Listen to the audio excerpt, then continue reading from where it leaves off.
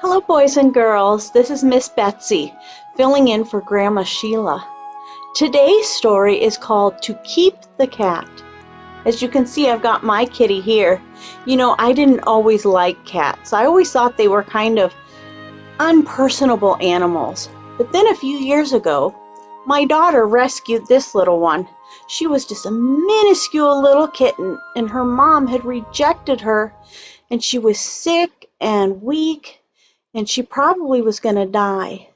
But Rosalind brought her home, and we took her to the vet, and she got medicine, and we fed her, and she began to grow, and she grew up to be healthy and strong, and she's just the sweetest, loving little thing. We just absolutely love her. So today, our story is about a little girl named Trisha and a cat. She was actually playing outside her school one afternoon when over wandered a stray cat. You know, kids, stray cats typically had a family at one point in time, but they either got lost or abandoned, so they no longer have a home to live at. So they're living out on the street. They don't get regular health care. They don't get to go to the vet when they're sick. They don't get food every meal. And they don't have cozy little beds to snuggle in at night.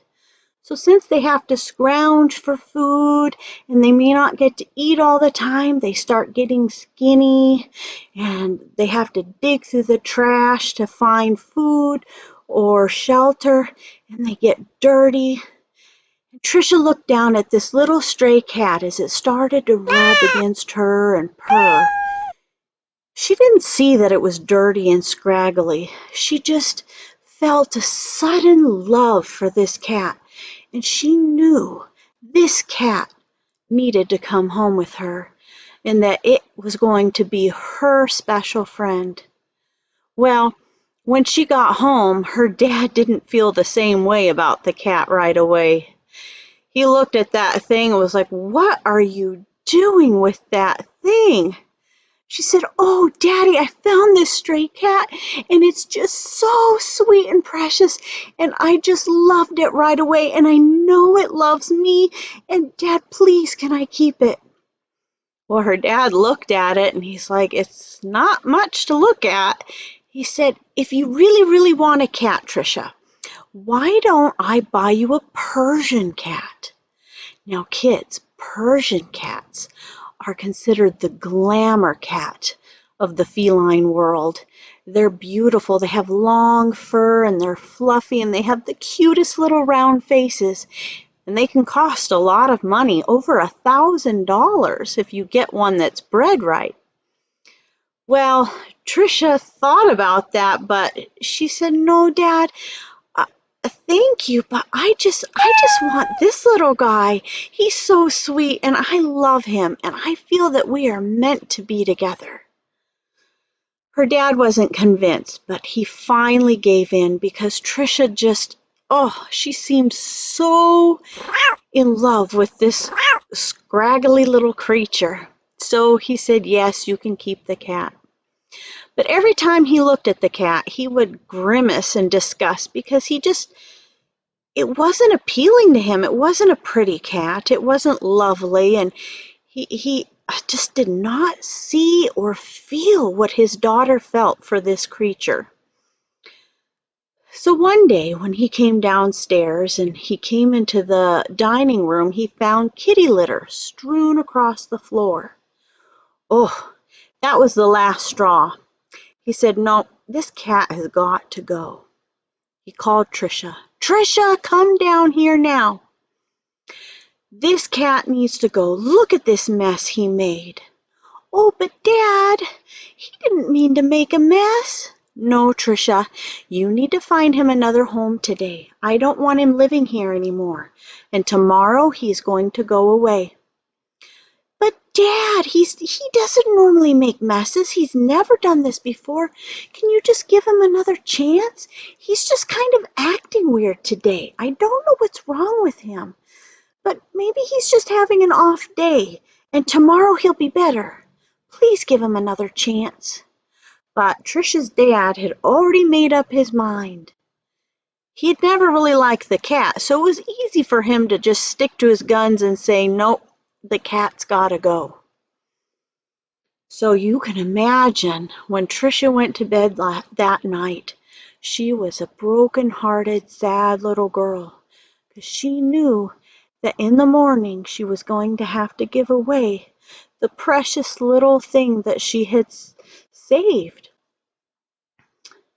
Oh, she just wished her dad would understand and love this cat like she did.